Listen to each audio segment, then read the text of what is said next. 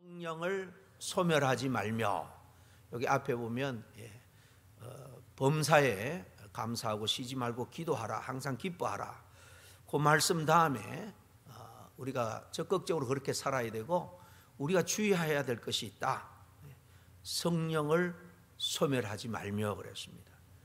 이 성령을 소멸한다라는 것은 굉장히 포괄적인 그런 의미가 있습니다.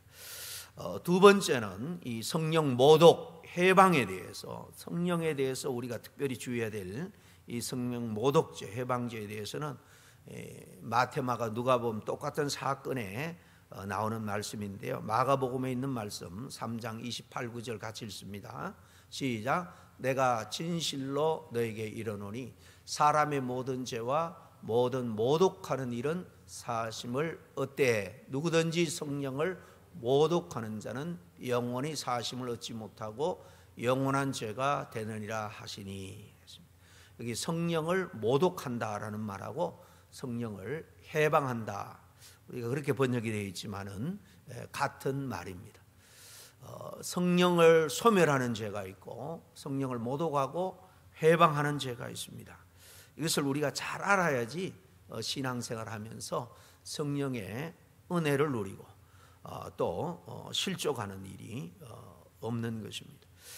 예수님께서 부활 승천하시기 전에 요한복음에 보면 14, 15, 16장 길게 내가 가야지 너에게 유익하다 그러면서 그럴 때 또 다른 성령 보혜사를 내가 보내주겠다. 그 또 다른 보혜사, 이 파라클레토스, 또 다른 보혜사가 오는 것이 너에게 유익하다. 하나님이 이 또 다른 보혜사를 보내주신다. 그럴 때에, 그러니까 먼저 보내주신 보혜사가 있다는 거죠. 바로 이 보혜사, 첫 보혜사는 하나님이 은혜로 선물로 우리에게 주신 보혜사는 바로 예수님 그 자신입니다. 이 메시아 되시는 예수님. 보혜사는 우리를 돕는 분이에요. 구원을 돕고 구원을 유지하고 구원에 승리할 수 있도록 돕는 바로 그런 분이 보혜사인데, 예수님이 이를 위해서 오셨고 성령님이 이제 교회 시대에 이를 위해서 역사해 나른 것입니다. 성령님은 인간 구원을 위해서 그 심령의 역사를 합니다. 구원은 성령의 역사를 통해서 한 심령이 구원을 얻게 되는 거예요. 그리고 구원받은 그 하나님의 사람은 그 안에 이제 구원을 주신, 구원에 역사하셔서 감동케 하신 성령이 내주에 계십니다. 예수 믿는 사람, 구원받은 사람은 그 안에 성령이 계세요. 하나님의 영이 우리 안에 있습니다. 성령이 우리를, 구원 얻은 우리를 하나님의 뜻대로 계속해서 인도해 가시는 거예요. 인도하기를 원하세요. 그리고 우리 성도가 신앙생활하면서 만나는 장애물을 극복할 수 있도록 가이드해 주시고 또 바른 삶을 살 수 있도록 인도해 주시고 그것을 이겨낼 수 있는 힘도 주시는 것입니다. 신앙의 연륜이 쌓이고 깊어지면서 점점 내 의지보다, 내 고집보다는 이렇게 내 안에서 내 지정의를 주장하셔서 이끌어 가시는 그 성령님에게 우리가 순종하며 살아가게 되는 것입니다. 그리고 마귀의 도전에도 이겨낼 수가 있는 거예요. 그런데 신앙의 이 시간적인 연륜만 쌓이고 내면적으로 성숙해 가지 않으면은 우리 안에 있는 성령은 역사하지 않습니다. 성령이 인격적인 분이기 때문에 성령이 우리의 지정의를 동의를 얻어서 역사하기 때문에 그런 것입니다. 그래서 신앙생활은 하나님 앞에, 삼일체 하나님, 특별히 오늘도 우리 안에 내주에 계시는 성령님 앞에 내 자신을 얼마나 처복종시키고 순종하느냐, 이것이 신앙생활의 성패, 성숙의 모든 것이 사실 달려있는 거예요. 지난 성구 영신 예배 때 에베소서 4장 그 뒷부분 말씀을 읽었는데 거기 30절에 보면 성령을 근심하게 하지 말라라는 말씀에 대해서 잠깐 제가 언급한 적이 있습니다. 거기 보면 하나님의 성령을 근심하게 하지 말라. 그 안에서 너희가 구속의 날까지 인치심을 받았느니라 그랬습니다. 구원이 완성되는 날까지 하나님의 사람이다, 이 도장 인침을 받았다, 하나님께서 확정했다 그 말입니다. 그렇기 때문에 우리 안에 있는 구원 얻은 자로서 하나님이 분명히 확정한 사람 안에 있는 그 성령 근심하게 하지 말라. 그러니까 성령님도 하나님인데 성령께서 근심할 수 있습니까? 하나님이 근심할 수 있습니까? 라고 물을 수 있는데 그렇습니다. 인격적인 하나님이기 때문에 그렇습니다. 하나님도 우리 인간처럼 생각하십니다. 판단하세요. 감정을 느끼는 분이라는 의미에서 이렇게 근심할 수 있습니다. 기뻐하기도 하고 슬퍼하기도 하고 근심할 수 있습니다. 때로는 구약에 보면 나는 질투하는 하나님 여호와다 그랬죠. 질투하기도 해요. 분노하기도 당연히 합니다. 근심하게 한다라는 말은요, 이 루페오라는 말인데 이 고통, 슬픔을 갖게 한다 그 말입니다. 그래서 새롭게 이렇게 현대어로 번역한 공동번역이나 표준 세번역에 보면 성령을 근심하게 하지 말라, 이 말을 성령을 슬프게 하지 말라 그렇게 번역하고 있습니다. 우리가 성령의 인도하심을 받지 않을 때 우리 안에 성령님이 슬퍼한다는 겁니다. 언제 성령이 슬퍼하고 근심하느냐? 성령 하나님의 뜻을 거스릴 때입니다. 사도행전 7장에 우리가 잘 아는 것처럼 스데반이 7 집사 중에 한 사람인데 성령의 충만함으로 이제 동족들에게 설교합니다. 자기 유대인들을 향해서 설교하는데 51절에 보면 목이 곱고 마음과 귀에 할 일을 받지 못한 사람들아, 너희도 너희 조상과 같이 항상 성령을 거스르는도다 그랬습니다. 자기 동족들을 향해서 조상처럼 너희들도 성령을 거스른다. 지금 메시아가 와서, 약속된 메시아가 와서 하나님의 나라를 이 땅에 본격적으로 시작했고, 올라가시면서 약속한 다른 보혜사 성령님이 이 마가다락방에 임하여서 제자를 통해서 이렇게 하나님의 나라 복음을 전하는데 그걸 대적하잖아요. 그걸 통해서 조상들도 그런 것처럼 너희들도 성령을 거스른다 그렇게 말씀하고 있습니다. 성령을 거스르면 성령은 근심하고 슬퍼하는 거예요. 성령을 거스른다라는 것은 말 그대로 성령에 반대한다는 겁니다. 정한다는 건데요, 이것은 하나님의 말씀을 듣기는 하지만 불순종한다는 것입니다. 하나님의 말씀을 불순종하고 거역하는 겁니다. 그런데 성경은 우리들에게 또 성령을 소멸하지 말고 그렇게 말하기도 하고 성령을 해방하지도 말라, 그렇게 모독하지도 말라라고 말합니다. 그런데 성경에 보면 성령을 모독하는 것, 성령을 회방하는 것은 오늘 마가복음에서도 본 것처럼 결코 사함을 받지 못한다 그랬습니다. 성령을 오히려 소멸하는 것은 죄기의 기회가 있습니다. 근데 성령을 모독하고 해방하는 것은 더 이상 회복의 기회, 구원의 기회가 우리가 없다는 것입니다. 그래서 이 둘을 우리가 잘 구별해야 되는데요, 우리 새해는 누구든지 죄를 짓지 말고 이런 죄를 짓지 말고 더욱 성령과 친숙해지기를 바랍니다. 먼저 성령을 소멸한다는 거, 이게 뭔가? 아까 첫 번째 말씀 성령을 소멸치 말며 그랬는데요, 이 바울은 아주 짧지만은 강하게 말합니다. 성령을 소멸치 말라. 무슨 의미일까요? 성경 전체를 통해서 성령에 대해서 말씀하고 있는 것을 우리가 잘 정리를 해서 성령에 대한 그 진리를 몇 가지 우리가 먼저 정리를 해야지 이 성령 소멸에 대해서 정확하게 이해할 수 있습니다. 이 소멸이라는 말은 소멸한다, 완전히 없앤다는 말인데 불을 끈다, 불을 꺼서 죽인다, 원래 그런 뉘앙스죠. 우리는 사실 성령 그 자체를 이렇게 우리 안에서 제거할 수 없습니다. 불을 끄듯이 완전히 꺼버릴 수 없습니다. 우리가 못 느껴서 그렇지 구원 얻은 성도의 내면에 성령은 내주하고 계세요.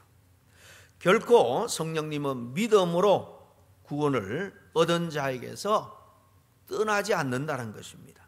성도와 성령님과의 그 관계는 지속되는데요, 이것은 믿는 우리들에 의해서 달려있는 것이 아닙니다. 이 성령님의 신실성에 달려있는 거예요. 성령님이 삼일체 하나님으로서 우리 안에 내주에 계시겠다 약속을 했기 때문에 결코 성령님은 우리 안에서 떠나지 않습니다. 다시 말하면 하나님은 구원을 줬다가 뺏는 분이 아니라는 거예요. 소멸이라고 하니까 마치 우리가 불을 끄는 것처럼 성령님을 우리 안에서 완전히 이렇게 몰아내는 것처럼 생각할 수 있는데 이건 오해예요. 그러므로 이 말씀에서 이 소멸한다라는 것은 성령 그분을 우리 안에서 완전히 꺼버리고 몰아낸다 그런 의미가 아니고요, 성령께서 우리 안에 주시는 그 역사, 감동, 이 불씨, 감동의 불씨를 꺼버리는 거예요. 성령을 소멸한다는 것은 우리 안에서 계속해서 성령이 이런저런 통로를 통해서 역사합니다. 그런데 그것을 우리가 거부하는 거예요. 불순종하는 것입니다. 성령님은 여러 방법과 통로를 통해서 우리에게 말씀합니다. 때로 좌절해 있을 때 좌절하지 말라, 낙심하지 말라, 믿음에 힘을 내라, 그렇게 말합니다. 하나님은 너를 향한 분명한 계획을 가지고 있고 그 계획은 하나님의 뜻 안에서 결국 이루어진다, 합력해서 선이 된다. 이렇게 설교 말씀이든 성경 말씀이든 또 기도를 통해서 그런 마음의 감동이 오든 주변 어떤 사건을 통해서 깨닫게 되든 교회 여러 영적 지도자를 통해서 그런 말씀을 듣던 성령은 여러 통로를 통해서 이렇게 우리 안에서 역사합니다. 그런데 그 성령께서 주시는 음성, 그 감동에 순종하지 않고 내 마음대로 행동하는 것, 이게 바로 여기 말하는 성령 소멸이에요. 성령 소멸하는 죄입니다. 그러므로 성령님을 소멸한다는 것, 성도가 성령님의 인도함, 그 지배를 받지 않는 거예요. 성령 충만한 것은 전적으로 성령의 인도함, 지배를 받는 것이라면 성령 소멸은 내 안에 성령님이 계시지만은 그 성령님의 인도와 지배를 받지 않는 거예요. 내 멋대로 행동하는 것입니다. 교회도 나옵니다. 예배도 드립니다. 말씀도 듣습니다. 그런데 결코 그 말씀대로 순종하며 살지 않아요. 종교 생활을 하지만은 하나님의 그 성령을 통해서 우리한테 감동케 하시는 말씀에 마음의 문을 닫아버리고 전혀 거기에 반응하지 않는 것입니다. 얼마든지 교회 다니면서 그럴 수 있습니다. 그럼 성령의 음성을 소멸하지 않고 성령의 지배, 인도함을 받기 위해서 우리가 어떻게 해야 될까? 성령께서 말씀드린 것처럼 여러 방법, 여러 루트를 통해서 우리에게 말씀하실 때, 우리의 마음을 터치할 때 그 음성을 우리가 듣고 미루지 말고 즉각적으로 순종해야 됩니다. 성령님의 말씀에 아니요라고 거부하는 것도 불순종이지만 성령의 말씀에 지금은 기회가 아닙니다, 나중에 하겠습니다, 미루는 것도 불순종이에요. 성령께서 무슨 일에 대해서 우리 안에 감동을 주는 것은 지금 하라는 거예요. 지금 하라는 거예요. 나중에 할 일은 분명히 또 그런 메시지를 주는 것입니다. 지금 내 마음속에 마음을 터치해서 감동이 일어날 때에 지금 성령님이 그 일을 하라고 지금 감동을 주는 것입니다. 적극적으로 우리가 순종하면 반드시 하나님이 축복의 길로 인도합니다. 성령의 인도함, 지배함 받기 위해서 우리가 지금 청한 그 상황보다는 하나님의 약속, 하나님의 능력을 우리가 믿고 바라봐야 됩니다. 우리는 자주 주변의 상황에 얽매여서 성령의 음성을 듣지 못하거나 순종하지 못할 때가 많죠. 우리가 처한 그 상황을 생각해 보면 도저히 내 힘으로는 또 그 상황이 반전될 것 같지가 않기 때문에 순종하지 못하는 것입니다. 이때 자신의 능력, 자기가 처한 그 상황을 바라보기보다는 살아 계셔서 역사하시는 하나님의 능력을 우리는 바라보아야 합니다. 그리고 세 번째, 성령님의 생각은 내 생각, 내 경험보다 훨씬 더 뛰어나다 하는 것을 우리가 늘 인정해야 됩니다. 성령님은 우리보다 생각하는 것이나 내다보는 수가 훨씬 더 차원이 다르게 높습니다. 그러므로 성령님의 인도하심을 따르는 것이 지금은 비효율적인 것 같고, 특별히 그 일을 통해서 내 삶이 삶의 반전이 일어날 것처럼 보이지 않는다 할지라도 성령께서 여러 루트를 통해서 마음의 감동을 줄 때에는 그것을 먼저 신뢰를 해야 됩니다. 여러분, 바둑이나 장기 잘 두는 사람들은 하수가 있고 고수가 있다는 것을 잘 압니다. 고수는 뭔가 하면 하수가 바둑을 두고 장기를 놓을 때에 몇 수를 내다봅니다. 그래서 거기에 대응을 하니까 하수는 고수를 이길 수가 없는 거죠. 성령님은 이 바둑과 같은 우리 인생에서 우리와는 비교도 안 될 만큼 고수다라는 사실을 우리가 믿어야 됩니다. 성령 해방제는 간단합니다. 성령 이 모독제인데요. 이 성령 해방 모독제는 다른 죄는 용서받을 수 있지만 이것은 용서받을 수 없다고 그래요. 요한 1서 1장 9절에 보니까 만일 우리가 우리 죄를 자백하면 저는 미쁘시고 의로우사 우리 죄를 사하시며 모든 불의에서 우리를 깨끗하게 하실 것이요 그랬죠. 심지어 성령을 근심케 하는 죄까지도 우리 용서받을 수 있습니다. 다시 회복하고 다시 하나님의 은혜의 영역 안으로 들어갈 수 있습니다. 그런데 성령 해방 모독은 용서받을 수가 없는데, 오늘 두 번째 마가복음 3장 29절에 보면 누구든지 성령을 모독하는 자라 그랬죠. 그런데 이 모독한 자는 해방하는 자로 그렇게 바꾸어 쓸 수 있습니다. 다른 또 곳에는 같은 말이 모독으로 또는 해방으로, 이 성령을 해방하는 자는 사하심을 영원히 얻지 못하고 영원한 죄에 처하느니라 그랬죠. 성령 모독 해방하는 것은 너무나도 끔찍한 죄인데요, 이 의미를 잘 모르면은 내가 성령을 모독했나 해방하지 않았나, 그리고는 완전히 실족하고 밑바닥을 신앙생활의 밑바닥을 박차고 일어서지 못하는 그런 성도들도 많이 있습니다. 그 앞에 28절에도 사람의 모든 죄와 무릇 모독하는 그 해방하는 그 해방은 사심을 얻되 그렇게 말하죠. 사람의 모든 죄라는 것은 사람에게 범하는 죄입니다. 그러나 성령을 해방하는 죄, 성령 하나님이 하시는 일을 해방하는 거예요. 또 다른 보혜사로 오신 성령님이 이 땅에서 가장 중점적으로 하시는 일은 뭘까요?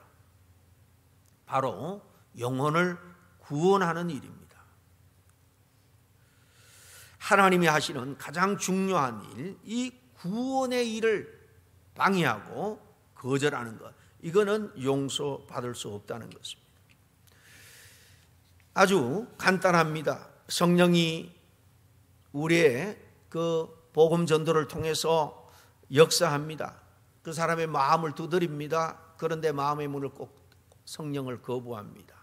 이것이 성령 모독죄입니다.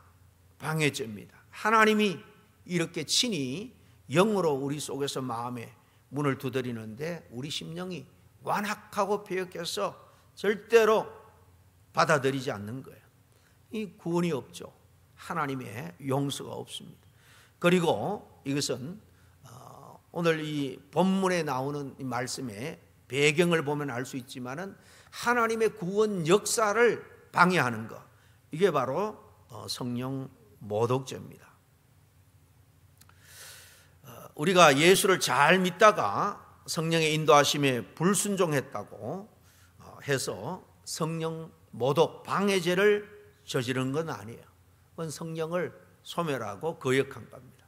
이건 빨리 깨닫고 해결해서 다시 은혜의 자리, 성령 충만한 자리로 나아갈 수가 있는 것입니다.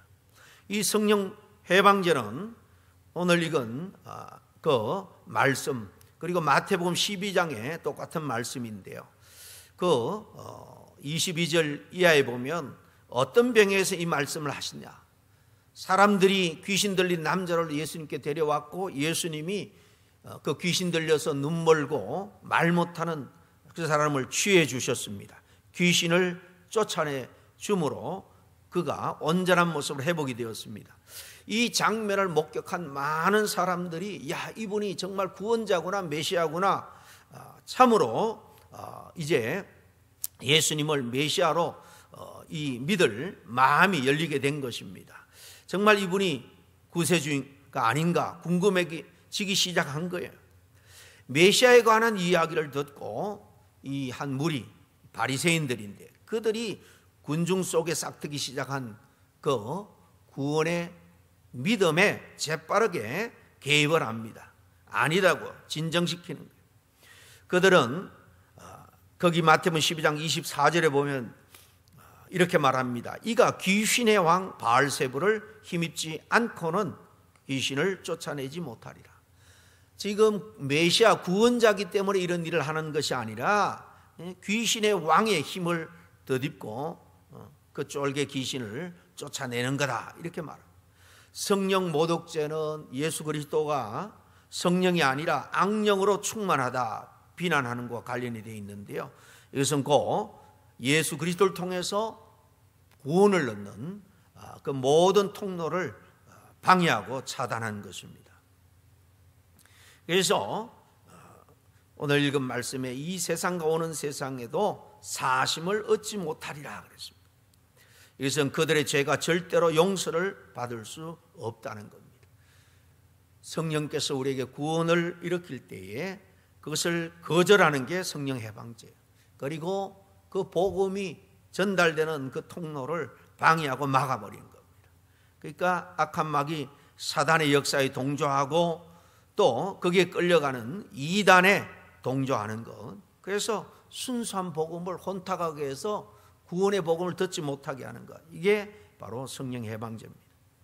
성령은 우리로 하여금 구원받도록 역사합니다. 주님의 뜻을 생각나게 하고 깨닫게 하셔서 우리에게 주님의 뜻을 순종하도록 하는 것이 구원 얻은 우리 안에 있는 성령입니다.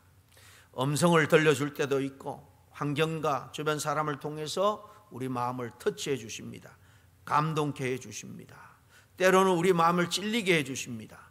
그때 우리는 성령을 거역하거나 소멸하지 말아야 됩니다. 그때 음성을 듣고 즉각적으로 순종해야 됩니다.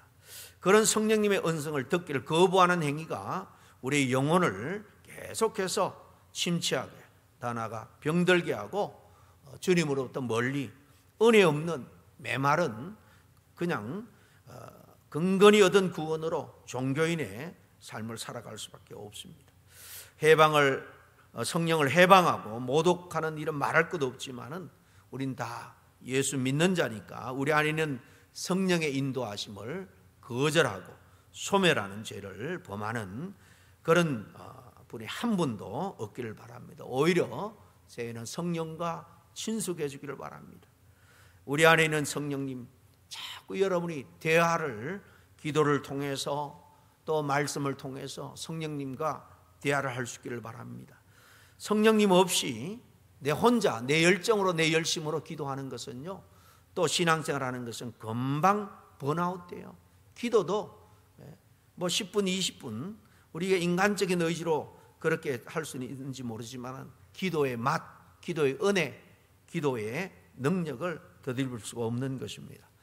내일은 성령이 바로 기도하는 영이다. 새해는 기도를 통해서 더욱더 깊은 성령의 충만한 삶, 은혜가 넘치는 삶에 대해서 나눌 텐데요, 기도의 영이신 성령에 대해서 내일은 함께 나누도록 하겠습니다. 잠깐 기도하겠습니다. 하나님 아버지, 우리가 정말 우리 안에 있는 성령을 대적하고 거역하고 저항하고 때로 소멸하는 그런 어리석은 우를 범한 그런 때가 얼마나 많은지 모릅니다. 여전히 그리스도인이라고 말하지만은 성령이 내 안에서 주장하시고 역사하심에 순종하기보다는 믿기 전에 패역하고 완악한 내 고집, 내 생각, 내 의지대로 신앙생활하는 그런 모습들이 여전히 우리에게 남아있지 않은지 오늘 말씀을 통해서 돌아보고 회개하기를 원합니다. 하나님, 우리가 힘써 전도할지라도 아버지 성령께서 역사하여 거기에 전도의 열매가 맺히게 될 줄로 믿습니다. 열매는 성령의 책임이고 우리는 전도의 책임이 우리에게 있는 줄로 압니다. 때를 얻든지 못든지 전도에 열심을 다할 때에 성령께서 도우셔서 그 열매에 대한 축복, 열매에 대한 상급도 누리게 하실 줄로 믿습니다. 새해는 성령의 은혜에 늘 충만하여 성령의 인도하심을 받는 그런 우리 모두가 될 수 있도록 도와주옵소서. 예수님 이름으로 기도합니다.